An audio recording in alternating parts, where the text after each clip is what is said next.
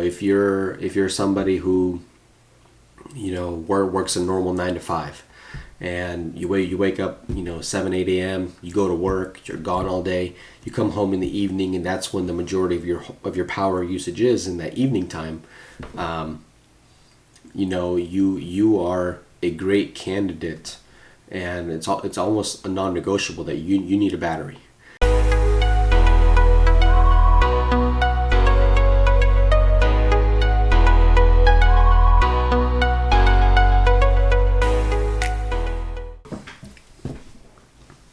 Hi, welcome to another episode of Solar Talks, where we talk about solar, all things solar, and educate the general public about all things solar. I'm Angie. Yarrow. And we're just going to have a conversation all about solar. Today I figured we'd talk about privacy concerns. And so we live in a digital age where people are scared of having their identity stolen. They're scared of, giving too much information to strangers, quote unquote. So I was just curious and wondering, because you would know this question. I mean, you would know this answer. What kind of questions are normal for a company to have to ask a customer in order to be able to determine what kind of system to design for their home? Just sometimes you can talk to a person and you think, they're asking me a lot of information. Like, is this normal? Is this not normal? Should I provide this? Should I not? Am I being safe in how I share my information, or is this just what they actually need? And I've come across this question with people where you do need to provide very detailed information in order for you guys to be able to design your system. And so just to maybe put people's mind at ease about the types of questions to expect about their home usage. Okay, so you are correct. We do need some fairly detailed information. The more detailed we can get it, the better we can tailor to your needs. So some basic information we need is like your annual home consumption in kilowatt hours. Even better would be a monthly home consumption. Even better would be an hourly home consumption, because an annual just tells me how much you have used that year. Same with the monthly. But when I look at it hourly, if you're somebody who works a normal 9 to 5, and you wake up 7 8 a.m., you go to work, you're gone all day, you come home in the evening, and that's when the majority of your power usage is in that evening time. You are a great candidate, and it's almost a non-negotiable that you need a battery. Because all that solar is being produced is while you're at work, while you're not using that power. It's just being, depending on how you look at it, either sold, or if you're under NEM 3.0, basically given away to the utility company for pennies on the dollar, right? So it's not worth producing all that power if you're just going to give it away for almost free. Mm-hmm. You're better off having a battery system, storing it in your battery, and then using it in the evening time when the rates are the highest, when you're using it the most. But that's not something we would know if all someone gives us is an annual usage. You see what I mean? Yeah. Because alternatively, like you're a stay-at-home mom, right? So you're using power constantly during the day. So for you, you're going to use that power before you ever sell it to the grid.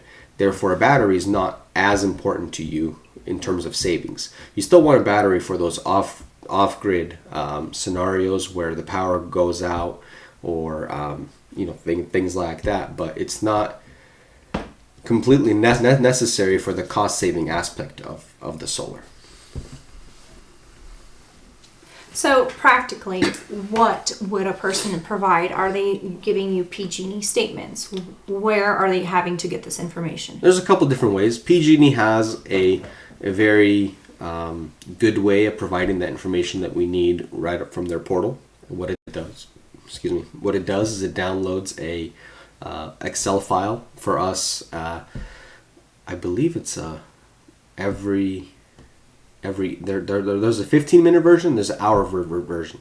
So it's just data point after data point every hour for a whole year, which we sift through, and we have programs to sort all that information and make it look nice and readable and understandable. But the most common way people do it is just to take pictures of their PG&E bills, or SMUD bills. Just send me pictures for the last 12 months if you have those copies, or if you can download them online somewhere. That's the most common way people do it. But there is a very easy tool on both PG&E's and SMUD's website to get us that information. It just requires having an account. What I run into is a lot of people don't even have an account set up for online bill pay or monitoring, and therefore that's why the most common way that I get this information is by pictures of these bills that people store away. Okay. So from what I'm hearing is when I want to get a quote for a solar system, I will probably have to have 12 months of bills, take pictures, and send it to you. So that's like the bare minimum basic stuff that I would have to send. Is there anything else that you have asked customers to provide? What questions do you typically ask in order to be able to understand how to design their system?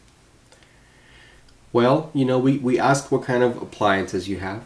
Whether your heat is electric or gas or some other form of fuel.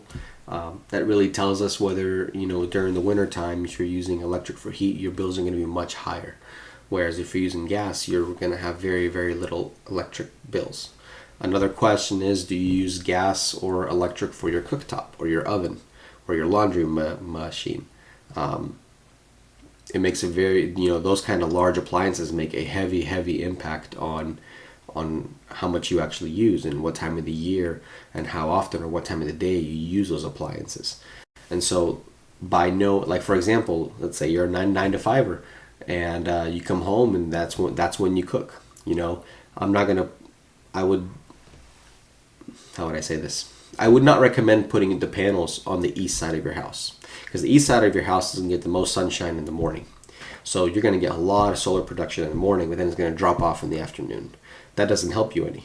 That might help you a little bit with your breakfast, but then, your panels are not producing very much in the evening time when you're actually using a lot of that power. Whereas if I put the majority of your panels or all of them on the west side, you're not going to be producing very much power in the morning when you're making breakfast, but you will still have that production and a good amount of it in that afternoon, evening time when you do come home from work and you are running those larger appliances.